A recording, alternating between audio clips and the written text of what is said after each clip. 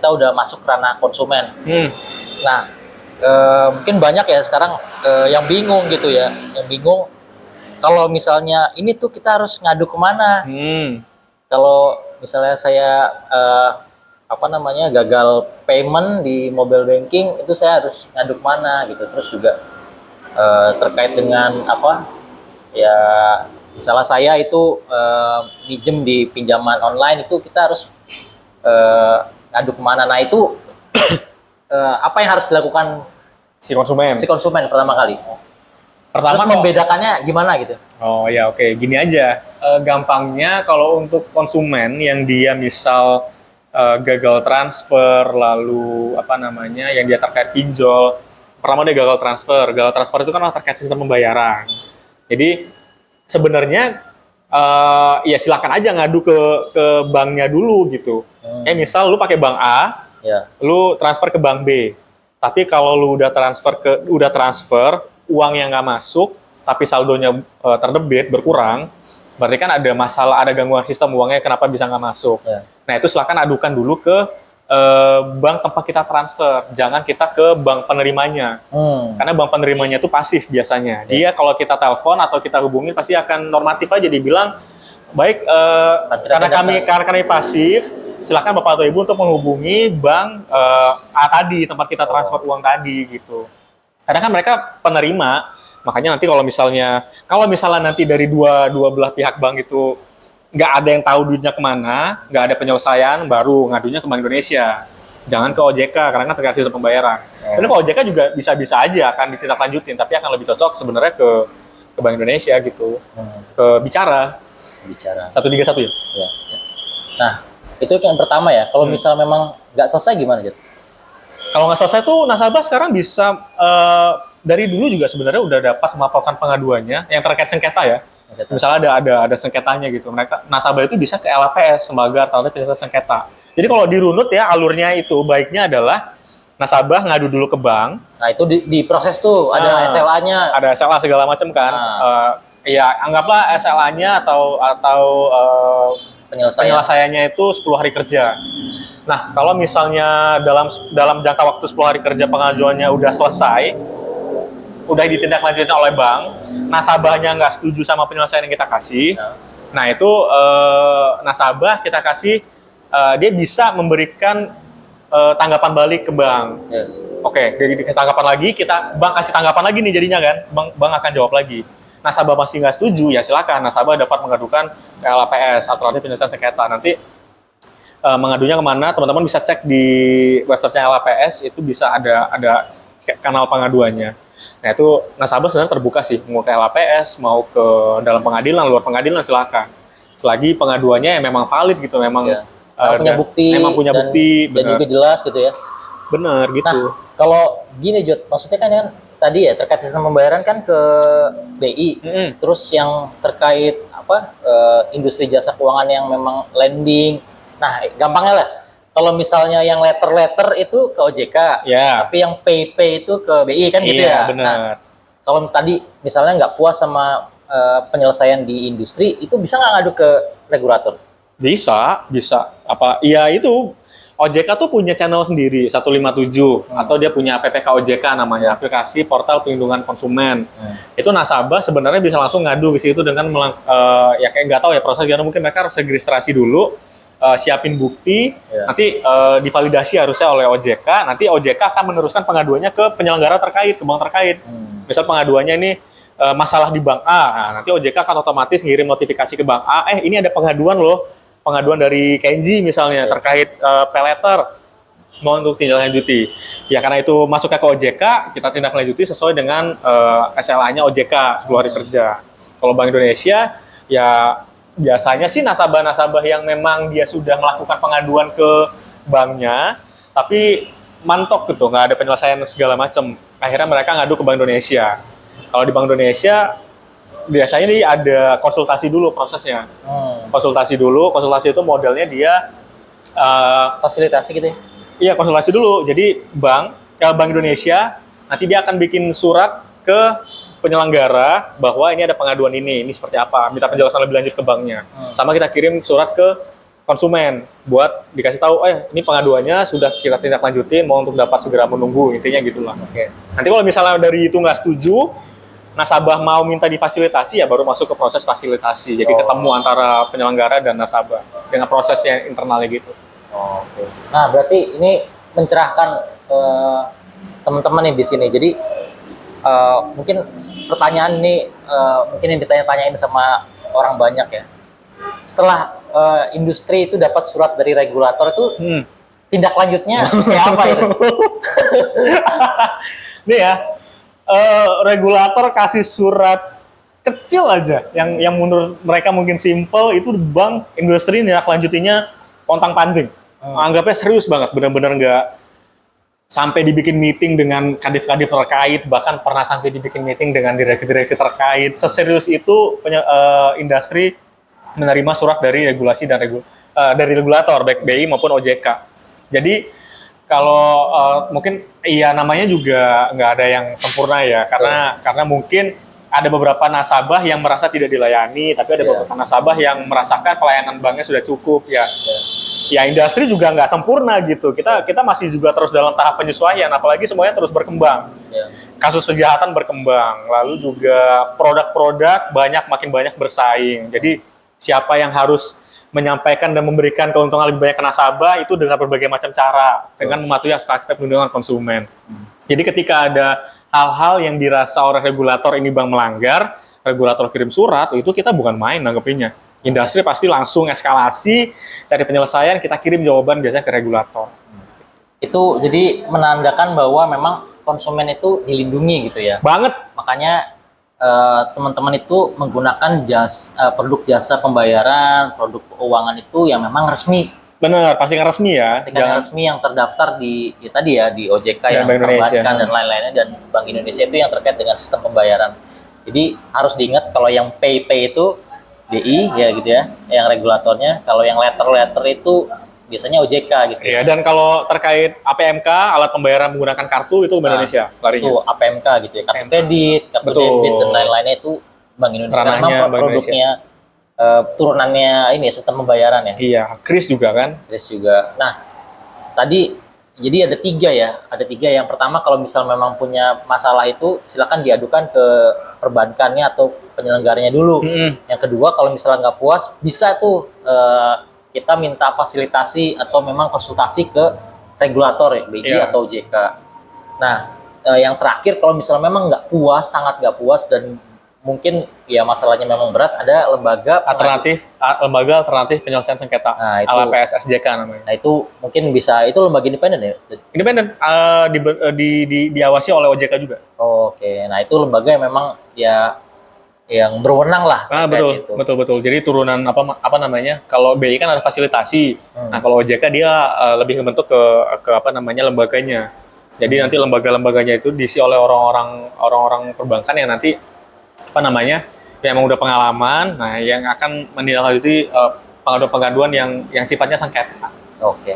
Nah ini yang paten-paten lagi nih. Ini udah mulai masuk dalam nih ke apa namanya yang relate ke kehidupan sehari-hari. Apa sih modus-modus yang menjadi apa namanya kewaspadaan konsumen?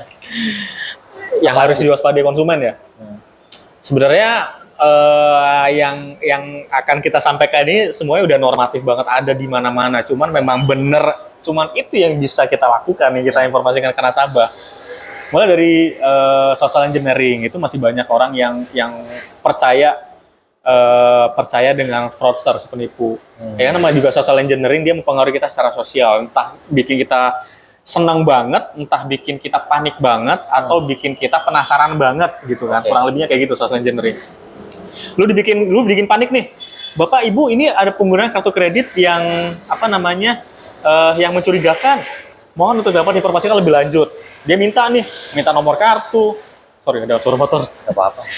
Dia minta nomor kartu, dia minta PIN bahkan. Dia minta PIN, lalu dia minta CVV, dia minta OTP. Nasabah karena dalam kondisi panik, ditelepon oleh orang yang memang bentuknya si fraudster ini kan mereka seprofesional mungkin ya. Akan meniru bank itu persis banget. Nah itu makanya nasabahnya nggak mau percaya karena dia lagi panik. Ya. Dia kasih tahu semua informasinya, dibobol lah kartu kreditnya, padahal nggak ada transaksi apa-apa. Nah itu yang teman-teman harus waspadai, dan harus diingat bahwa dalam memverifikasi nasabah, bank itu tidak pernah meminta PIN, OTP, ataupun kode CVV. Karena 3 poin itu adalah selayaknya data pribadi milik nasabah. Jadi nggak mungkin bank yang resmi minta CVV, PIN, OTP, password segala macam, itu nggak mungkin. Kalau nomor kartu mungkin masih mungkin, karena itu kan kalau nomor kartu bukan sesuatu yang kita gunakan untuk transaksi. Oke. Kalaupun lu transaksi digital, memang lu diminta nomor kartu, tapi kan yang memvalidasi adalah CVV dan OTP-nya kan, biasanya kayak gitu. Ya jadi informasiin juga CVV-nya gitu. Makanya itu jangan banget, itu dijaga banget, benar-benar dijaga. Terus kalau social engineering itu kayak gitu. Lalu ada skimming, ada phishing. Nah, scamming itu apa? Skimming itu kayak alat yang dia bisa baca kartu. Oh. Gitu. Jadi lu kalau misalnya transaksi kartu debit, Ini di ATM ya? di ATM atau di edisi gitu, suka ada alatnya skimmer kalau nggak salah namanya. Jadi dia bisa ngebaca data lu, dan card wrapping. Card wrapping itu kalau teman-teman yang masih sering bertransaksi melalui mesin ATM, kalau gua pribadi sih beberapa kali suka ngecek dulu tuh mulut ATM-nya tuh gimana. Jadi mulut ATM-nya tuh goyang nggak? Jadi kalau mulut ATM-nya goyang kan mencurigakan nih, bisa jadi ini adalah udah dibongkar pasang. Jadi ketika kita masukin kartunya nggak ada, kartu kita nggak bisa keluar lagi nih. Ya. Tiba-tiba ada oknum orang yang pura-pura mau bantu kita buat nanya, ibu kartunya kenapa? Terus dia nanya, emang tadi ibu transaksi apa? Minta PIN-nya berapa? Itu padahal kartunya tuh bukan ketelan, kartunya tuh ada, cuman ketahan aja sama mereka. Ada beberapa orang kejadian tuh kayak gitu.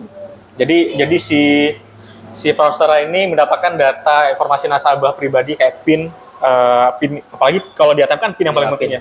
Dia dapat PIN-nya itu langsung dari si pemilik kartu. Jadi setelah pemilik kartunya pergi, si penipu ini bisa ngambil kartunya. Itu. Hati-hati aja.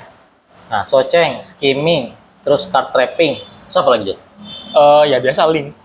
Link ya? Link. Nah, itu ini Undangan. Itu ini gimana masif ya? banget gitu ya. Ini itu masif gimana? sih. Membedakan link yang memang itu bener atau yang enggak gimana, Jod? Agak sulit ya, karena sebenarnya gue bukan orang IT, jadi gue nggak tahu nih maksudnya mana link bener mana enggak. Cuman secara kesadaran kita aja gitu, kalau misalnya tiba-tiba dapat link dari orang yang nggak kita kenal, buat apa kita buka gitu aja. Iya, ya. Jadi setidaknya orang itu kita tahu dulu siapa yang ngirim, kepentingannya apa, apalagi ya sebenarnya intinya adalah balik lagi ke literasi tadi. Jadi kurangnya literasi orang Indonesia. Nggak semua, tapi beberapa orang Indonesia tuh masih mau mengklik link yang bukan yang mencurigakan gitu. Nanti tiba-tiba HP-nya kehack, terus dia lapor ke bank. Dari bank secara sistem itu valid karena menggunakan password, OTP, CVV segala macam semuanya benar. Karena by sistem kita lihat ini adalah transaksi valid, ya kita bank kemungkinan bank untuk mengganti kerugian nasabah itu kecil. Gitu. Makanya hati-hati dengan link-link kayak gitu. Iya, itu ya biasanya tuh undangan pernikahan ya? Iya, undangan nikah, terus paket. Iya. Jadi maksudnya jangan jangan bikin link iya, undangan jangan nikah kan? Bukan juga ya? ya Maksudnya bikin link undangan nikah bikin, tapi Iya. jangan nipu. jangan nipu. Nah, kalau terkait APK itu gimana? APK ya itu APK. link itu tadi. Oh. APK tuh link itu tadi dia. Jadi ya hati-hati aja. Kalau ada link-link APK, maksudnya kalaupun kita dapat dari orang resmi sebagai orang yang aware terhadap kejahatan perbankan, dia pasti juga akan memikirkan. Misal gue dapat dari lu nih, lu ngirim link APK, gue juga mikir ini link apaan, nanya dulu nggak sih? Iya. Kalau walaupun dari orang yang dikenal ya, nggak langsung main Betul. klik aja. Jadi kayak kita validasi dulu ini link apa, buat apa. Apalagi kalau misalnya kita tidak merasakan melakukan transaksi pembelian paket, tiba-tiba ada paket yang mau dikirim. Iya. Ini paket apa gitu. Cuman ya namanya konsumen ya, nggak mungkin zaman sekarang nggak ada yang nggak kirim paket. Jadi Iya, betul. ketika mereka kirim link paket APK, otomatis gatel lah ngebuka, ya beberapa ketipu gitu sih. Nah, itu yang perlu diwaspadai teman-teman ruang temu inspirasi. Memang banyak banget sekarang modus-modus kejahatan digital ya. Makanya itu kan tadi dari sisi regulasinya itu udah jelas gitu ya. Terus juga diterjemahkan ke SOP industrinya masing-masing. Dari sisi perlindungan konsumen itu ya konsumen ini yang berdaya memang. Benar. Gue bingung deh, Jod. Maksudnya kan regulator itu sering bilang ya, kalau misalnya memang ada masalah atau apapun gitu ya terkait dengan perlindungan konsumen, tolong adukan gitu ya. Iya benar. Nah, maksudnya gimana? Jadi ada beberapa nasabah atau konsumen yang dia kalau ngalamin sesuatu, dia tuh diem aja nggak ngaduin.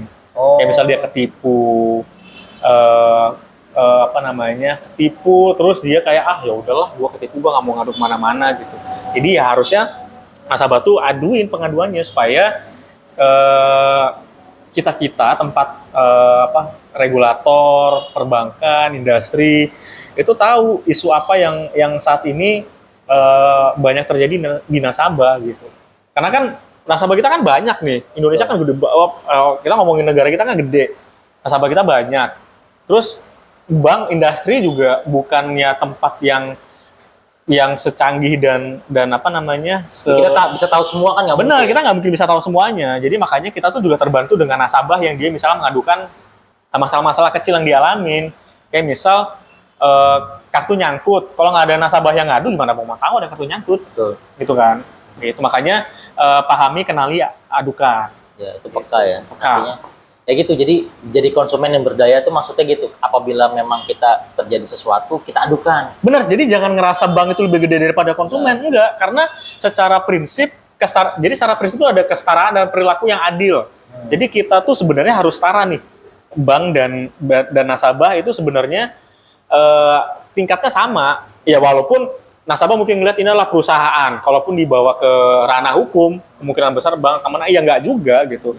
Karena ya itu balik lagi ke prinsip perlindungan konsumen, kesetaraan dan perilaku yang adil gitu. Jadi harusnya semuanya setara. Nah, jadi teman-teman Jangan takut gitu. Ya, jadi teman-teman kalau misalnya punya masalah terkait dengan shortchange, skimming, terus card trapping atau link mencurigakan, nah itu teman-teman punya masalah itu, tolong diadukan ke regulator gitu ya. Kalau misalnya memang teman-teman nggak adukan, itu yang rugi bukan teman-teman aja, tapi masyarakat luas yang itu lain ya juga kena terpengaruhi gitu. Jadi jangan merasa malas untuk melaporkan.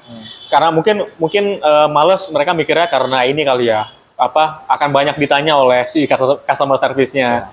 Dimintain dokumen ya. Bukti. Ya itu sebagai kita di industri buat memvalidasi bahwa memang kejadian ini benar adanya gitu. Nah, ini juga mungkin mengedukasi teman-teman juga terkait dengan ini ya, MDR. Merchant discount rate itu sebetulnya itu yang nanggung itu merchantnya. Iya bukan. benar. Ini baru kejadian nih. Baru kejadian hari ini. Hari ini banget. Nah, terus. Gua habis ganti baterai jam di salah satu mall, ada di toko jam. Nah, waktu mau bayar, mau pakai kartu kredit, si kasirnya bilang, Mas, ini pakai kartu apa? Kartu kredit. Oh, kita lebihin 3% ya. Terus karena gua paham dan tahu sebenarnya 3% dari harga yang harus saya bayar. Berarti kan itu adalah MDR, merchant discount rate, yang harusnya mereka tanggung tapi dibebankan ke nasabah. Betul. Itu langsung gua bilang di situ, Mbak, sebenarnya nggak boleh nih kena MDR. Ini kan merchant discount rate harusnya kena, yang menanggung ini adalah si merchantnya. Menanggung biayanya merchantnya, bukan kita sebagai konsumen tiba-tiba dibebanin 3% lebih. Nah, makanya karena gue ngomong gitu nggak jadi dikenain. Nah, Makanya teman-teman harus ngerti. Ya. Jadi teman-teman harus ngerti. Kalau misalnya tiba-tiba mau bayar, teman-teman pakai kartu misalnya, pakai kartu debit pakai kris gitu. atau pakai kris, dikasih Kak ini kena 2% atau 3% lebih ya. Hah, itu apa? Biaya apa 3% lebih? Kita hanya membayar harusnya sesuai dengan bill yang keluar. Teman-teman intinya berani ngomong aja. Ya, berani inilah.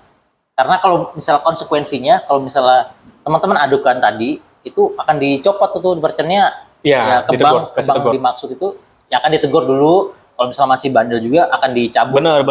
Edisinya dan lain sebagainya. Banyak kok. Itu namanya surcharge kan. Jadi kelebihan biaya yang dibebankan ke nasabah itu nggak boleh. Ya. Nah, ini mantap nih daging semua. Nanti mungkin kita bahas satu-satu. Kita pecah-pecah, Jod. Kita cari memang contoh-contoh yang real terkait dengan perlindungan konsumen. Nah, mungkin itu dulu teman-teman yang dapat kita sampaikan. Tadi mungkin ada 3 hal yang memang kita ambil intisarinya, bahwa regulator memang dia itu membuat regulasi yang memang principle based, dan itu ya untuk hak kewajibannya nasabah itu akan terlindungi. Terus juga yang kedua, regulator dan industri jasa pembayaran atau perbankan itu yang diregulasi oleh regulator OJK dan BI itu memang turun langsung ke masyarakat untuk mengedukasi gitu ya. Nah, melalui kita juga gitu. Melalui Migrasi. perbankan atau memang BI-nya langsung gitu ke masyarakat atau OJK-nya langsung ke masyarakat. Nah, yang ketiga tadi memang ada beberapa hal yang memang dari sisi pengaduan konsumen yang harus diwaspadai teman-teman tadi ya, terkait soceng, social engineering, skimming, card trapping, bahkan tadi APK mencurigakan juga, termasuk juga tadi yang terakhir Surcharge. surcharge. Nah itu memang kalau memang teman-teman menemukan, tolong diadukan ke industrinya. Misalnya di situ ada menggunakan edisi tertentu, bank Iya. tertentu gitu ya. Nah silakan adukan ke banknya gitu. Nanti akan ditindaklanjuti. Mungkin itu teman-teman, jangan lupa like, subscribe, dan komen di kanal Ruang Temu Inspirasi. Nah kita sudahi dulu. Bye.